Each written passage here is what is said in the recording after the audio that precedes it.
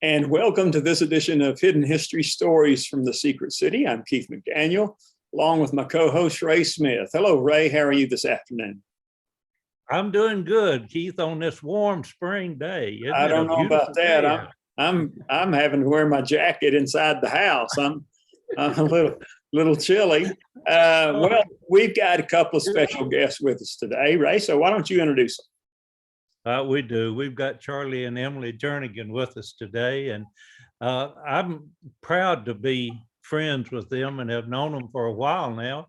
But especially my association with the Flatwater Tales is what brought us here. Of course, Charlie has a long history with the city and with the land bank, so we'll get him to talk a little about that. But we're glad to have them with us today. And if you all don't mind, we'll start with talking about the history of the Flatwater Tales and how that came to be. Okay? Well, sure. We are both guilty. Charlie and I've been in Oak Ridge. I moved to Oak Ridge in 1981, and Charlie moved here in 2000 when we got married. But I had been wanting to go to Jonesboro and go to that storytelling festival, but I never got around to it, and it seemed a little overwhelming and didn't know anybody that had gone or anything like that. So in about 2010, this couple that was friends of ours said, why don't you come with us? We love going to the storytelling festival. So Charlie and I went the first time that year with them, and Pat Postma came with us. It was a last minute thing, and we couldn't even get a hotel room until we had a cancellation. And Charlie and Pat and I found a suite that we could stay in together, and that's how we got started. But it was just, we were just infected with the joy of going to Jonesboro and being in that storytelling festival. 10,000, 12,000 people crammed into a town of 5,000 over 2.5 days. It really, having Kay and Bill guide us through the experience was just invaluable. They had favorite tellers. They knew some of the tricks of getting a hotel room and of getting food and just navigating the whole process, because it is a little overwhelming. You have these 2,000 person tents. But anyway, we went that year, and we fell in love with storytelling in Jonesboro. And so we've been back every year, except the last 2 years when they had to cancel it. But in 2017, Charlie and I were standing on Main Street with David and Martha Hobson, who were also storytelling aficionados. And it was a break between tellers. And I told them, I said, you know, Pat Postman and I have talked about, wouldn't it be great to bring something like this to Oak Ridge on a smaller scale, but just so that people can become familiar with this amazing art. And, you know, Martha said, what? Really? And I said, well, you know, and then we just sort of said, well, what if we could? And so we went home after the storytelling festival that year, and it's always the first weekend in October. And the next week we sat down, David and Martha and Charlie and I, and we said, all right, what would we do? What would it take to do this? And one of the things that one of our guiding principles from the very beginning was that we wanted to have top-notch A-list storytellers, because from the onset we decided that we wanted this to become an annual event in Oak Ridge. So we wanted people not only to enjoy the experience, but to want to come back and to want to create something that people would say, when's Flatwater Tales this year? We didn't have a name yet, but so we brought Pat Postma in, and so the five of us got going.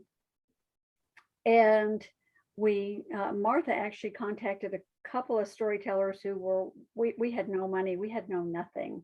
And so we got Bill Lepp. He was our first commitment as a storyteller.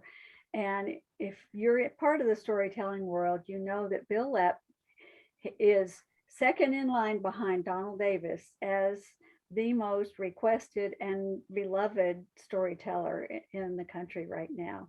So he committed to come. And then we got Minton Sparks to come from Nashville, and then Tim Lowry from just outside Charleston, South Carolina. So we lined them up as our storytellers, and we formed a larger committee. Not a whole lot larger, but some of the people that were involved in that were Jim and Becky Dodson and Becky Rushton, and there were several other people that were part of that core group. And we started meeting at our house, and it just sort of, I at that point, I don't know, Ray, you may remember, Rotary had the Dragon Boat Festival for several years Yes. here in Oak Ridge. Right. And Yeah. after 2 years, a decision was made that it was too expensive. And there's nobody who wanted to manage it. So I was part of a small group, like 3 or 4 of us, that spent a whole year trying to figure out what could replace the Dragon Boat Festival. And we came up with the Flatwater Festival, which was out at the waterfront. And I was in charge of that committee of bringing the Flatwater Festival to life. So we had the first one, Flatwater Festival, in 2016. So in 2017, I was still chair of the Flatwater Festival. And I went to the board, of course, that I led. And I said, well, what if we added a storytelling festival onto the end of the Flatwater Festival? Can we do that? Because the Flatwater Festival ended on Saturday. So we thought, well, if we had the Flatwater Tales on Sunday, it wouldn't detract from the Flatwater Festival. It would be an add-on. So the board approved that. And so we reserved the Oak Ridge Playhouse for that Sunday after the Flatwater Festival. And so that was our 2018 was our very first Flatwater Tales. And we had, and it's a Rotary event. Just as the Flatwater Festival was put on by the 3 Rotary clubs, Flatwater Tales is, to this day, it is still put on by the 3 Rotary clubs in Oak Ridge as a service project. So having Rotarians really has made a big difference. Ray, you and I are in the same Rotary club, and Charlie's in the Noon Rotary Club. It's a group of people who get things done, who follow through on what they say they're going to do. And they were excited. I'm telling you though, after having the Flatwater Festival and then having Flatwater Tales the next day, everybody who was involved in that slept for a week, I think, after that was over. But anyway, I'm sorry, go ahead. No, I remember that as a good event, but one that we quickly realized was a little bit more than needed to be carried on. And the storytelling was just such a hit that it was a natural transition, I think, to make it into the storytelling. That be the main emphasis of what you've done. But I had forgotten some of that early details that you shared with us, which is good. But I well remember thinking that dragon boat racing was not going to last. It was just too hard to do and didn't really produce the results that we hoped for. But the storytelling has graciously has replaced that and has done so really well. So that was 2018. Take us on from there. Well, let me just tell you, at the end of 2018, we're standing, we had Bill Lepp and Minton and Tim, we're all standing, you know, I'm thanking everybody, you know, for coming and all of that. And Bill Lepp standing up there beside me, and he's standing at, we almost filled the Playhouse that year, for that evening performance. And he said, I'm going to step out of character here. And he said, I'm going to tell you, I make my living performing before live audiences, and I go to a lot of festivals. And he said, I don't know what you've got going on here, but he said, this is not a first-year festival. This is like a 10th year festival. I just can't believe you have this kind of community support. And so I'm sitting there with a few tears rolling down my cheeks. And Becky Dodson, who was part of our committee, she was sitting in the front row. And later she said, Emily, you look like a 5-year-old on Christmas morning with Bill Lepp saying about the Flatwater Tales. So I would imagine a big part of the success early on was the fact that it was the Rotary.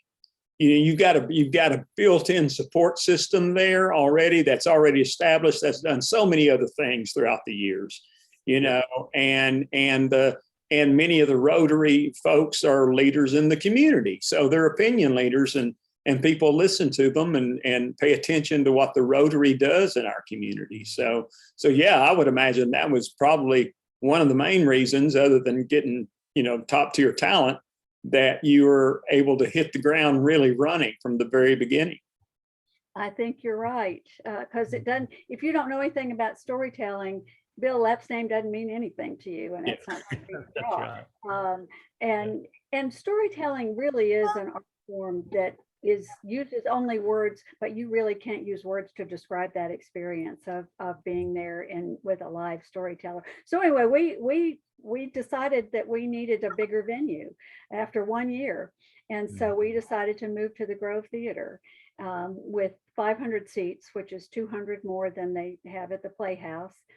And so we started working again, not long after we finished up with the first year.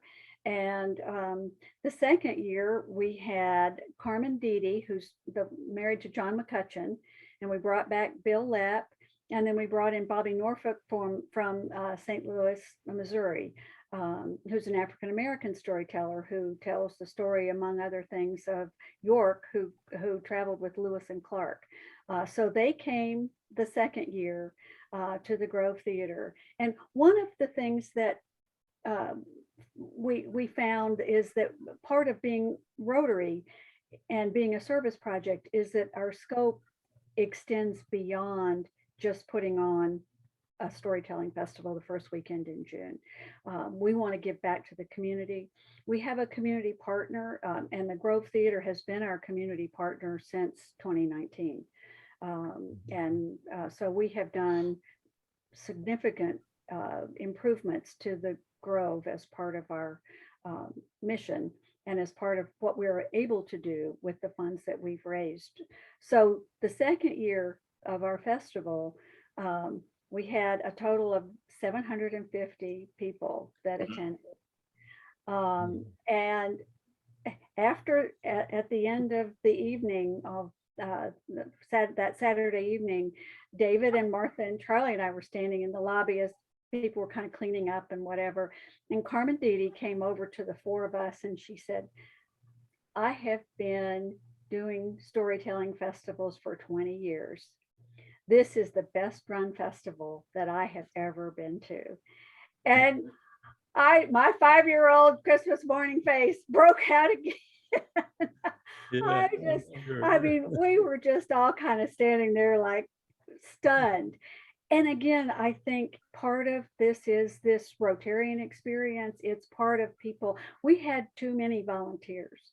As somebody who's been involved in community volunteer work for all my adult life, I can tell you that if you ask people to volunteer, you need to have something for them to do. But we had so many people that wanted to be part of Flatwater Tales that we had an abundance of helpers, but that's a good problem to have. But it was another success.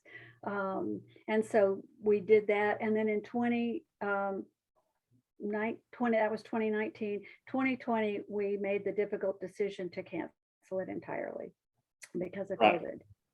Yeah. It's a tough call. Yeah. And then, It was. And then you came back the next year, 2021? We did that virtually. Okay. We still did not think it was going to work to meet in person. And so we put on a virtual performance. Our three tellers were Bill Lepp and Tim Whitecamp. Well, Andy was there in 2021, and Andy Offit Irwin were in 2021. And they got together at Bill Lepp's church in Charleston, South Carolina, West Virginia, and they recorded a live show, and then we showed that in the evening, and we can now say we had somebody from Canada buy a ticket, so we're now the international Flatwater Tales. So that leads us to 2022. So you're scheduled for the first weekend in June. Is that correct? Why don't you tell us who you've got on tap for this year? This year, I assume you're back live and in person again. We are very much back and live and in person. Well, it gets kicked off on June 2nd, which is Thursday, with a workshop by Bill Lepp, a writing workshop that will be held out at the UT Arboretum Auditorium. And he's going to talk about how to tell your own story and include the audience in your story. And then on Friday activity actually kicked off with Ray Smith doing a history tour of Oak Ridge at 1 o'clock with people following in their own cars while Ray not leads them astray, but leads them around. We'll have some fun. That's right. You're going to have fun, I'm sure. I can't imagine a better way to kick off Flatwater Tales. And then Friday evening, we have a very special event this year. Storyteller Sheila Arnold we commissioned her to tell the story of the Scarborough 85, who are the 85 very brave young Black students from Oak Ridge, from the Scarborough neighborhood, who were the first students to desegregate a public school system in the Southeast in 1955. A story not many people know about that she's going to help people learn about. Ray, and I must tell you that it was a delight to meet her and to be able to take her and Charlie Crow was a connection that helped us to make all of that happen, along with some others. But it was a delight to see her go on a tour of Oak Ridge and see her intense interest in what she was learning about the Scarborough 85 so that she can tell that story. And I'm so glad that she's agreed to allow us to record that and to put that in the archives in Oak Ridge after for our use from now on. But she's a delight, and I'm just looking forward to that Friday night. Oh, she really is amazing, and she has told the story of the Little Rock 17 that desegregated that school system, and then the reason we got to her, you're right, through Charles Crow, who would have graduated from Langston High School up in Johnson City, except they closed the school after his junior year in high school. And there was a group of alums up there who we said we never got to have a graduation. We don't have, reunions. And that school has now been turned into a civic center kind of place up in Johnson City. And so that group of Langston kids got together and got Sheila to come and tell the story of Langston High School. Well, Closed. And she actually told that story from the perspective as if she were the building itself. That's wow. So she could tell all these different stories. So Sheila is going to give a very, very special, unique, one-time only performance on that Friday night. Introducing her will be Bill Lepp and Kim Whitecamp are going to tell very short stories to sort of warm up the audience and also to inspire people to get interested in storytelling and to buy tickets for Saturday. So that's Friday night. And then on Saturday, June 4th, it starts at 10 in the morning with a family show for 2 hours. And all three tellers will tell different stories from 10 to 12 on Saturday. And then at 2 o'clock Saturday afternoon, all three tellers will tell 3 brand new stories for 3 hours on Saturday afternoon. And then Saturday evening at 7, the same thing, the same 3 tellers will tell again, all new stories from 7 to 10 on Saturday night. And so if you get a ticket, depending on which tickets you get to hear a whole lot of storytelling.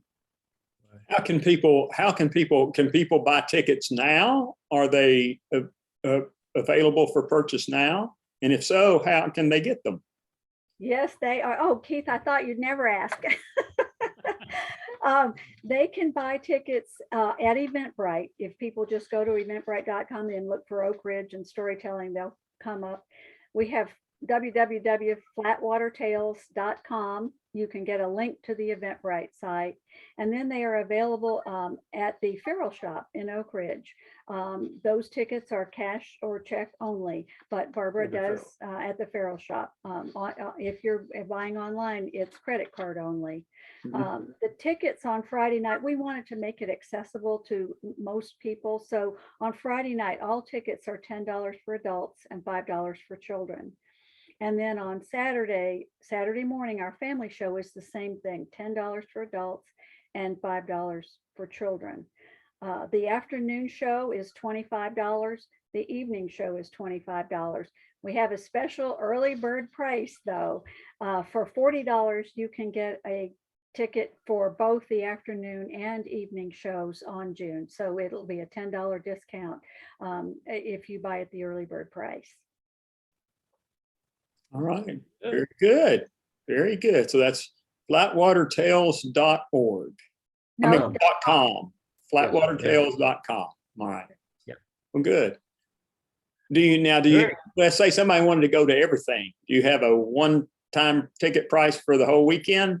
No, we don't. Okay. Because of this, we've never done a Friday night event before. This is our first to do the Friday night event. Okay. So we will see how it goes from there. But it is pretty easy on event.com. You can buy all those tickets. Just click, click, click, click, and put your card in, and you've got tickets for everything. That's right. And you can make a donation. We're actually asking people to register on Eventbrite for Raise Free Tour, because that enables us, if something were to come up, whether it be a weather delay or who knows what, we would be able to contact the people that had signed up for Raise Tour. So we're working as we look to the future. We probably will have an all weekend pass, but we haven't gotten there yet, Keith. Right. I understand. I mean, this is my 19th year for the film festival that I'm doing. So I completely can relate to everything that you're talking about, getting started and getting going. So, yeah.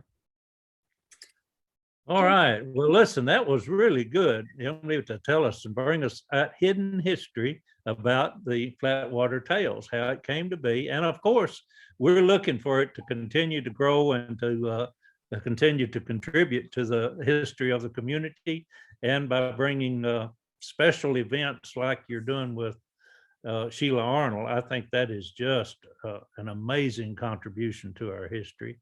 But it just, as you well know, just to go and listen to stories being told by these professionals that really know how to tell story, a little wannabe storyteller like me just delights in hearing it done and done well. And they really do tell stories in the most effective way that you can. Well, let's do a little transition here, if you don't care. Let's let Charlie talk to us a little and talk about Charlie's experience in the city of Oak Ridge since he's been here. And I've indicated to you earlier that we wanted to learn about the land bank. So anything else you want to talk about, Charlie's fine, but let's learn a little bit about the land bank too, okay?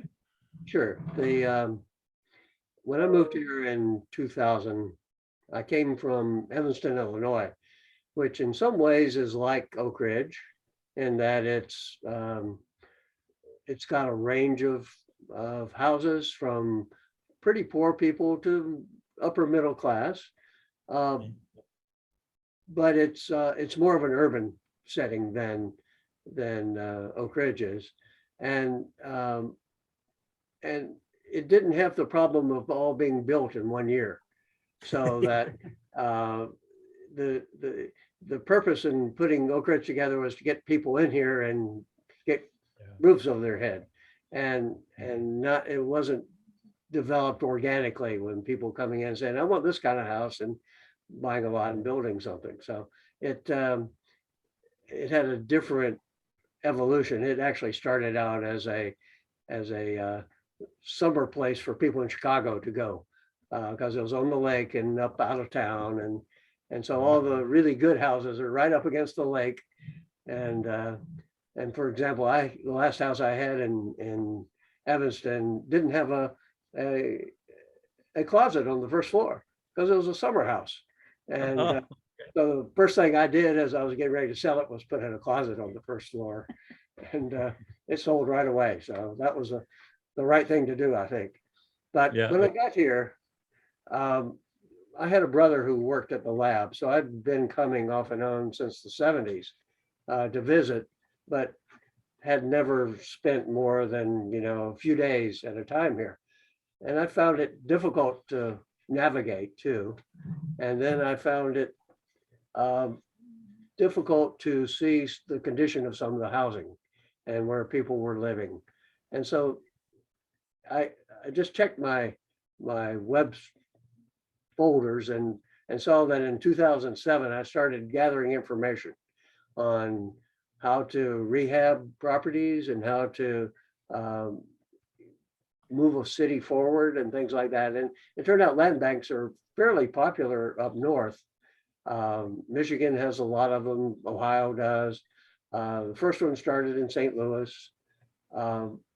But at that time, the Michigan and Ohio land banks were doing best because they had evolved and their legislation and support systems for it. And of course, in Tennessee, we had none. Charlie, tell just aside here, what is a land bank? Just tell people what exactly is a land bank. And it varies. So it depends on your state law. And we had none, so there was none here. But a land bank, essentially, as it exists in Oak Ridge, and I think it's probably safe to say everywhere now. In its simplest form, it's a not-for-profit corporation formed by a government. In Tennessee, it could either be a city or a county. And they're responsible for it. In other words, they give us some income. And in the case of Oak Ridge, if the city takes down a house for code violations or because it burned down or something, they donate it to the land bank. But in exchange for that, and then we sell it. But in exchange for that, they give us a hierarchy of uses that they want us to perform. And the bottom of the hierarchy is get it back on the tax rolls. So that covers everything pretty much. But in between that, the highest one is at that time, as I said, we want it to be owner occupied because we had a lot of houses in Oak Ridge disproportionately who were either vacant or were rentals. And many of the rentals in the old sections of town were not up to code. So they really wanted to they didn't want the deterioration to go any further. So they saw the land bank as an opportunity to change. If you take the worst house on a block and make it the best house on the block, not out of proportion with what's there, same size, same number of bedrooms. So it would attract the same level of family. Mm-hmm. It would give neighbors an opportunity to say, hey, this is an area worth developing in my own, taking care of my own property, putting those new windows in or whatever. So it turns around a decaying area, even if you're looking at it on a block scale, to one that is rehabbing itself and moving forward. And the first lot we sold was on Delaware Street, which is up on the east side of Oak Ridge. And it was an area that had a lot of problems. But when I went to take pictures of the new house being built, I could look up the hill and down the hill, and I could see at that point in time, there were people with repair people at every house, not every house, but up and down the block. There were people already starting to say, just because that new house went in and took out an old house that was really in bad shape, that they were starting to invest in their own homes. And we've got studies from all around the country that say that, a house that's really out of repair will affect, over a dozen nearby houses. And to the same extent that house, that original house should have been valued at. So if you look at Oak Ridge, the houses were around $100,000 at that time. So if one house was really decayed, it was bringing down $100,000 worth of value in its neighbors, as well as its own $100,000 worth of value. And so just by cleaning up that one house, you give $100,000 back to the neighbors as they rehab themselves. And as assessor says, that's not such a bad neighborhood. And if you put another $100,000 house on there, you've doubled its value essentially in itself and its neighbors. So the land bank gets property by the city that would like condemn a property and take it over. Is that correct? Or if a house burned down and the city bought it from them and at that condition. Right. So there's many ways that it gets into the city's hands and paths.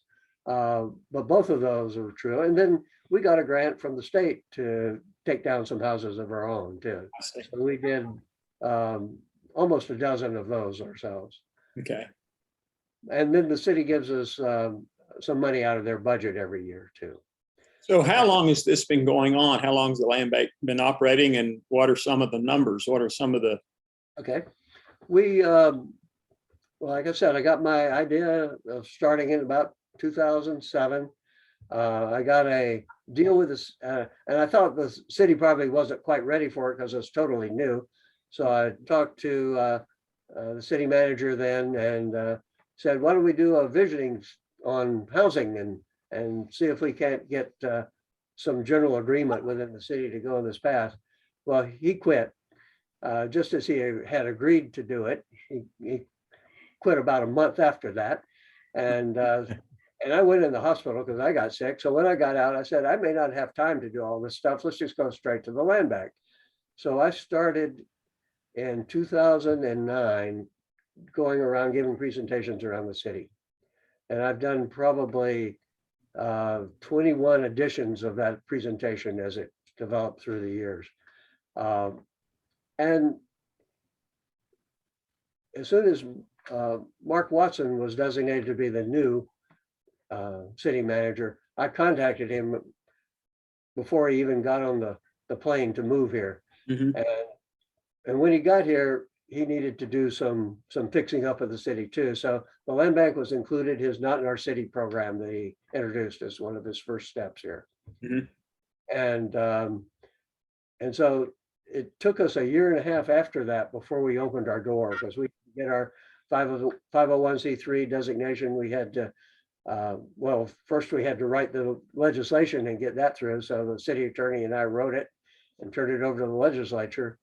And so it got approved and enacted in July of 2012. But we opened our door in January of 2014 with our board. So this is our 9th year of operation, just starting. And How many houses have you all? well over 100. Oh, have you? We've processed probably complete to get them back online, about 50. And we have about 60 that, for various reasons, we decided that it wasn't time to redevelop them. Right. And we're at the stage now that the housing prices in Oak Ridge have gone up so high that, first off, we can't afford to, and the city can't afford to buy these. Sure. The developers are saying, let's skip the middleman, we'll pay you more than they will for it. Yeah. And so the market in Oak Ridge and lots of places too have really turned around right now. And so we've got this stash of properties that buyers are interested in that we've got to go back and evaluate and make sure we do it in a reasonable way going forward. Sure. But the land bank is a very flexible organization. It can do things the city can't do, and I'll talk about those in a few minutes, but it gives us an ability to buy and sell things in ways the city can't. And I think the Wilson Street project's an excellent example of that. of Oak Ridge trying to do a new downtown area that we really haven't had, because our city's more or less based on strip malls and not a real downtown area where the sidewalk is up against the building and there's not a big parking lot you have to wander through to get to where you want to shop. So Sure. Hadn't had that since before the monstrosity mall that we had came exactly. since the old shopping center days. Exactly. No. And so we're involved in that now, and that's our first really commercial activity that we're pursuing. Yeah, I've been seeing a lot about that in the newspaper. Why don't you just kind of give us an update about what's happening with that now? Well, Wilson Street is a street that goes between the city building, parallel to the turnpike, but a block off of the turnpike. And the original design for the redevelopment of that mall area included a downtown area kind of in the middle of that big parking lot. But the owner of the mall doing the building redevelopment of the shops there couldn't get that through because there's a lot of restrictions on parking areas that he has in leaseholders. And so he wanted to move that area, and Wilson Street was at the edge of the mall, and he was much happier to have it down there. And the city agreed to do that. And so that became the target area rather than in the middle of the shopping area, in the middle of the parking area. And so in 2019, the city got a small grant to bring in some developers and architects and some economic people to say, what can we do along that area? And they came up with a vision that had some what we call mixed use, where they've got commercial on the first floor at least. And above that, you could have other things, but generally we like to have some housing mixed in with it on the upper floors. And in Oak Ridge, 2-story would be a beginning of a building here. And so with mixed use, you pretty much have to have 2 stories if you're going to have some retail on the first floor or some maybe doctor offices kind of things on the first floor and some housing above. And so that was the concept along Wilson Street. And they also, not only did they have a concept, but they quantified it on what our location and our economic area and the people who come to work here every day and could contribute to the town, and people who come to work here every day and wish they lived here so they didn't have to stand in that traffic every day, would be willing to buy. And then we've got the areas of the counties north of us that often come here to shop and would be able to take advantage of it. So all of those factors got put into play. And what's happened since then is we've got a lot of new apartment buildings going up where the old AMSI Museum used to be. We've got a lot of other new development going in other parts of the city. But what we didn't have was this attraction to a downtown. And what a downtown does is it concentrates a lot of economic development where you already have infrastructure, so you don't have to put in new sewers. You've already got power going there. You don't have to worry about that. And so if you can concentrate the value there, then you don't have to concentrate value elsewhere. So it really maintains a lower property tax rate in the rest of the city by having a lot of property taxes going into the central town. So that's what we're trying to start here, is to get this focus on really high property taxes in this downtown area and taking the pressure off. When the mall closed and we lost a lot of commercial areas, the city was really financing itself on property taxes, whereas most Tennessee cities, it's about a 50-50 property tax, sales tax. And we lost a lot of sales tax. And we're just now starting to get some of that back. And we want to go beyond that and have more concentration, not only in sales tax opportunities in our downtown, but in property tax opportunities by having really focused and concentrated. So we're going to take property down there that may be $100,000 an acre up to, and move it up to the 500,000 an acre.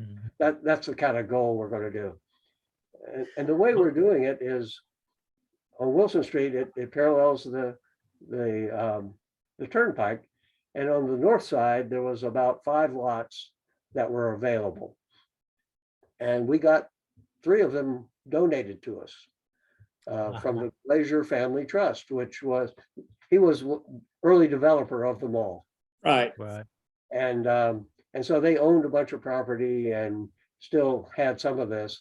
And he's dead now, but his family trust was losing interest in Oak Ridge. He had a lot of interest still in Oak Ridge, but they were limited now that he was gone. And so they offered to donate it. And the land bank being a 501c3, it was an easy transfer. And then the rest of it, we got a mortgage and bought it. And by having half donated, half paid for at market price, we thought we could probably develop it at a reasonable price and not get stung by it, you know.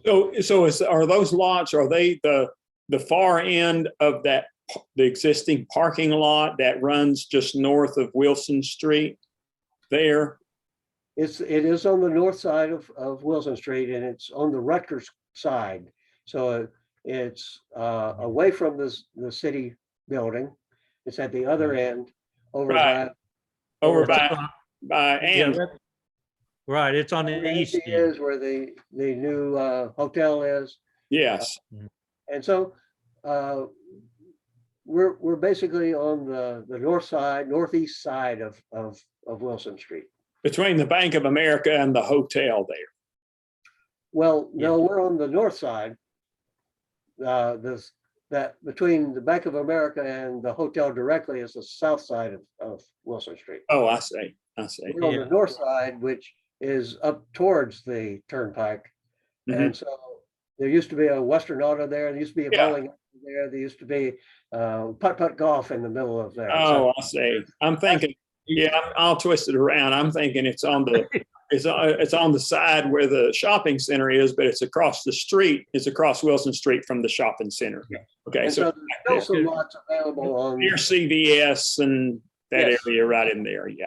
You know, there's a little bit of trivia history that ought to be thrown in here. Okay, good. That bowling alley. You remember the bowling alley that was there? The ARC lanes? I do. Do you know what ARC, A-R-K, do you know what that stood for?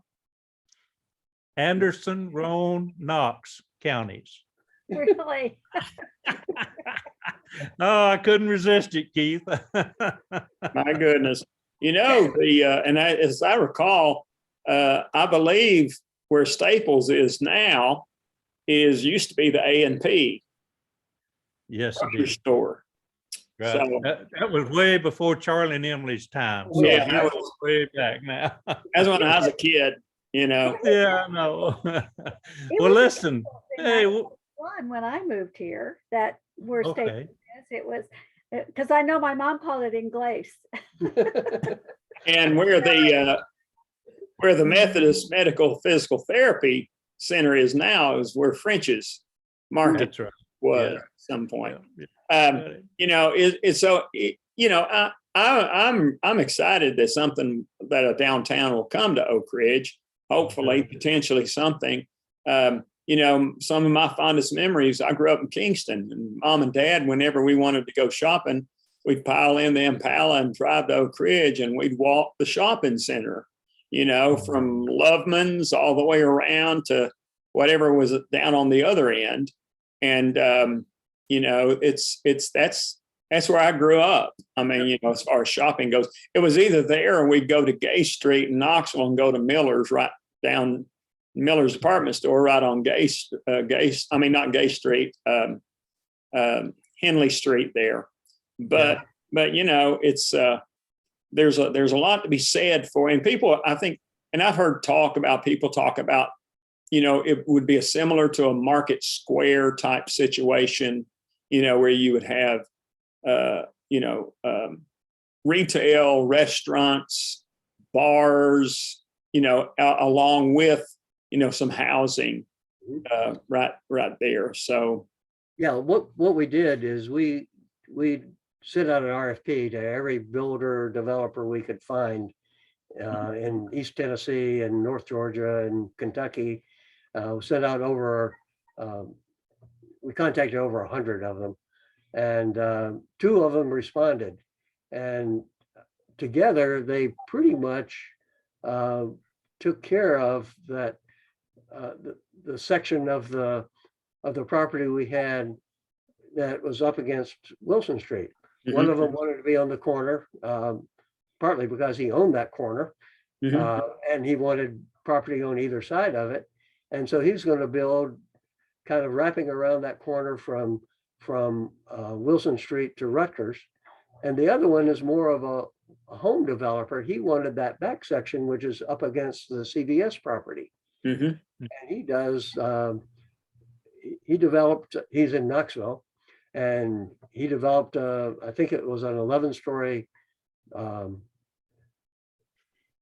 condominium where they were like shotguns that one end had a view of the river, the other end had a view of the mountains. Sure. And so if you were an early buyer, you could decide which end you wanted your living room on. So he sold a bunch of them in a hurry. And so he has this funding as you go. So he puts the prospects out there and will sell them. So he's putting in 5 buildings or 4 buildings along that CVS side, and then one at right angles to it to kind of meet up to the buildings over towards Rutgers. Right. And in the middle will be a park. Yeah. Well, it really sounds good. And I think having the land bank able to be involved in those land transfers was a key to getting this thing set up to where it can now have a greater chance of success than probably anything we've tried to do recently, especially in that area down there. So I think that is really good. It helped us put it together, but it also helped us take these 2 offers that came in on parts of our property to come get together and put together a little master plan between the 2 of them, so they wouldn't encroach on each other and could use the property more effectively. And if the city did that, they would have to accept one or the other or neither. And what we could do is say, give them a call and say, hey, you guys are close. Why don't you get together and figure it out? And right. You had more flexibility there than the city could have had otherwise. And once something like that gets started, hopefully it'll be like a snowball. Other development will come along. There'll be other opportunities for other things to be developed along the way as well. For example, their housing is going to be higher end than any of the other apartments or condos we have being constructed now. So it will attract a slightly different, but that's the kind of people who need to be able to live in a downtown area where it's more expensive. Right. All right. Well, we've had a good history lesson on the Flatwater Tales and the land bank. You all have done really good today. We really appreciate having you on. It was good. We do. Thank you so much. Thank you. Ray, who do we have lined up next time? We've got Martin Miller coming next time. Martin is a photographer, an art photographer, and shoots in black and white.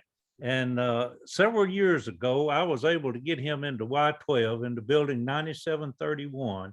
And he took pictures of the Calutron magnets that are there.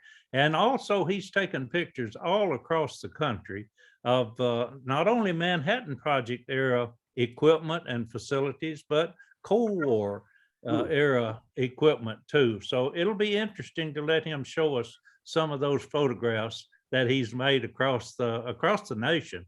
It's just been very extensive. So looking forward to having him on next time. All right. Well, very good. Well, Emily, Charlie, again, thank you so much for being our guest today. And folks, we appreciate you watching, and we'll be back again in a couple of weeks. Thanks. Thanks for the opportunity. Sure.